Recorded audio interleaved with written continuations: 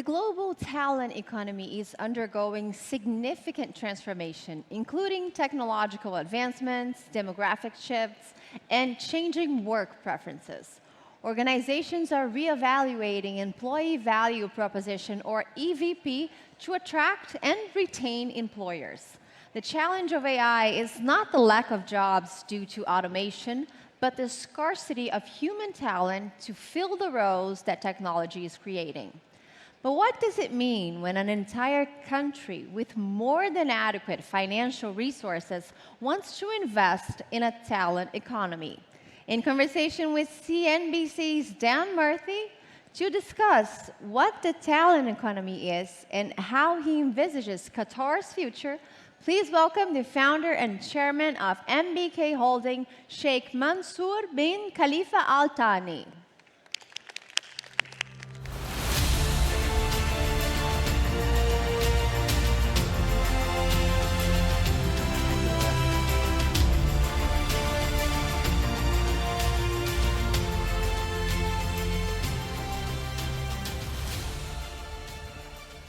Well, good afternoon, everyone. Thank you so much for sticking around for this next conversation. It is great to see so many familiar faces in the room and also to meet and greet some of you over the last couple of days. So thank you so much again.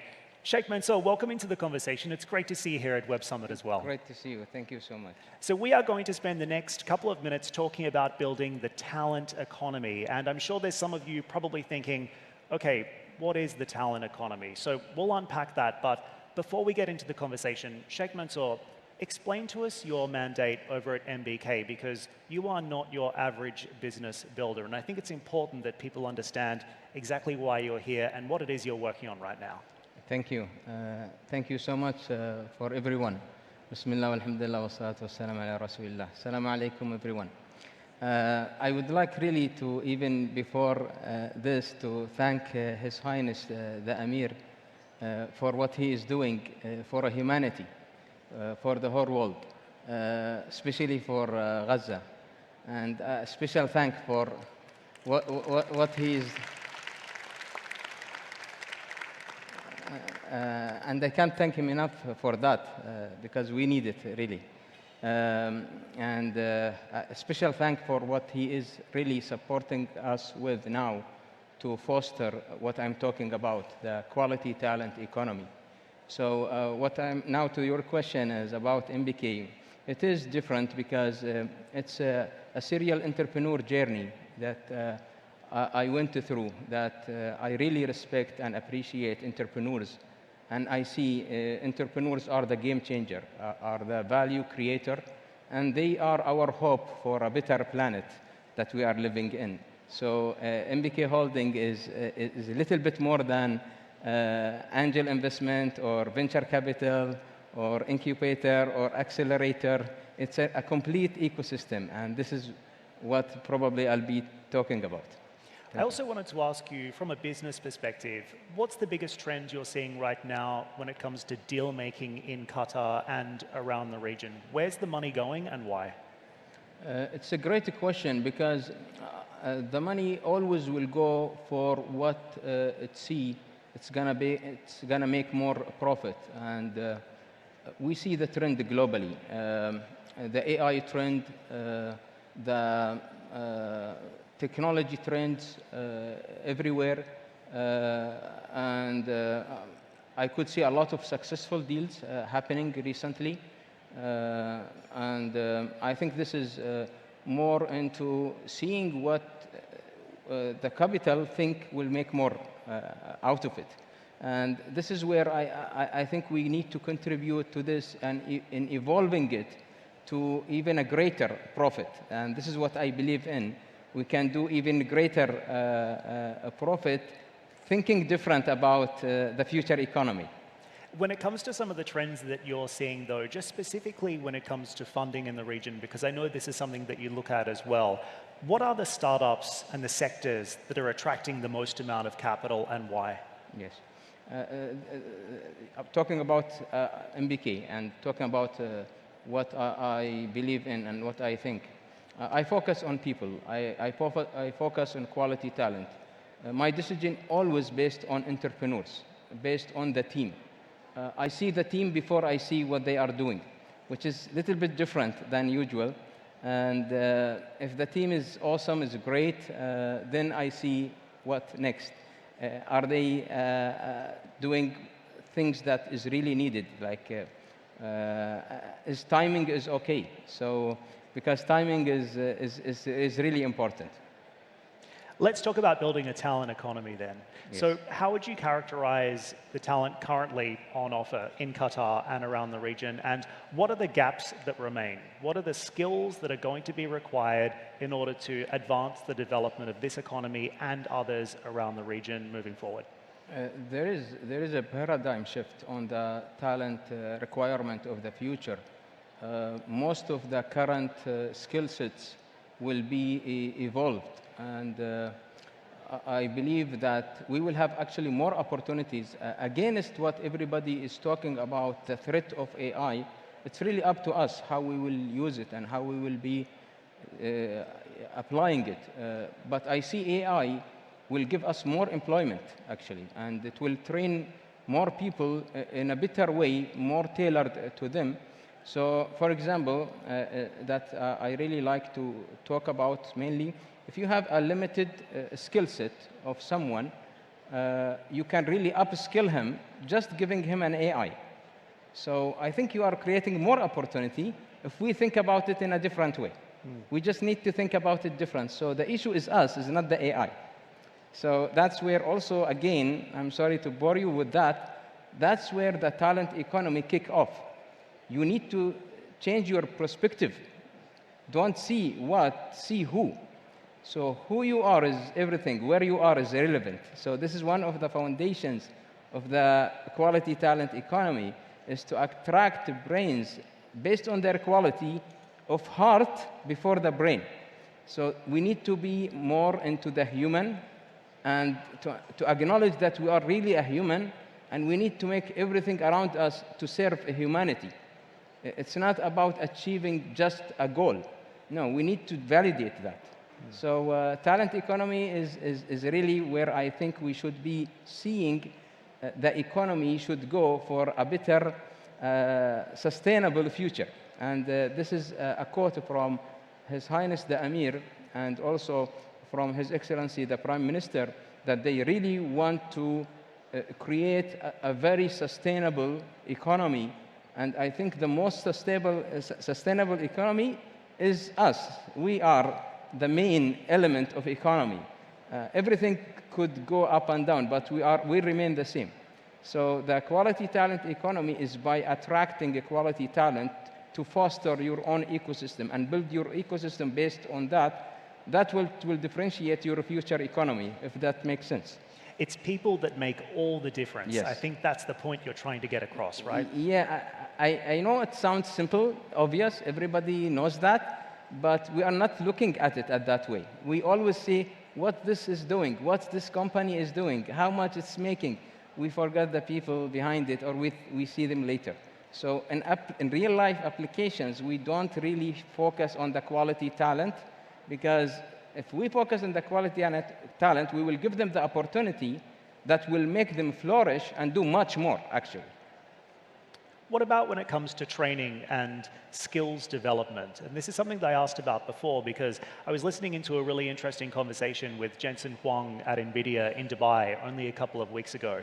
And he was saying, if you have spent time studying computer programming, for example, or coding, which is really a skill du jour over the last couple of years, he says, don't worry about that anymore, because we now have AI that can do the coding for you. True. How do you respond to that? Very true.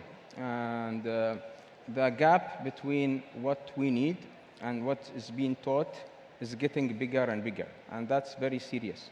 We need to rethink education. We need to really think about the outcomes of education in a different way. Definitely the pace of curriculum development.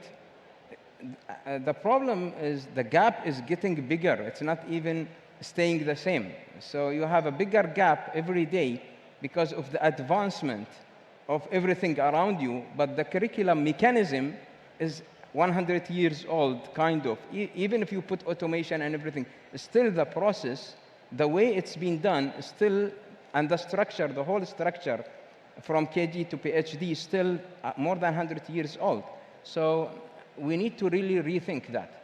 And we need to build a much more industry-driven, dynamic curriculum. I would assume that each semester should be different, even with the same subject, from your previous, from the group of students that is being taught. So it needs to evolve on semester level. Now it's like, it takes probably 2 years to 3 years to evolve, and sometime more. It's not going to work. And I wish we could reach even real-time update, which is maybe too futuristic for now. If you were just starting your education journey today, maybe just going to school for the first time or considering a course to study at university, what would you pick up and why? I would become more of people person. I would become more of discovering hidden talent, because the real power of the quality talent economy lies on your ability to discover hidden talent. I'll give you an amazing example for that. We have a lot of Einsteins that are not being discovered at all, and they will never. Why? Because they are not exposed. Because to discover a talent, he needs to be exposed to the environment, to the thing that he is mastering himself. And what is a quality talent, or what is a talent? Let's go to the basic. How you define a talent? A talent when you master a skills in a very short period with joy. Because anyone can do anything. If you train him for 2 years or 3 years in certain thing, he will master it.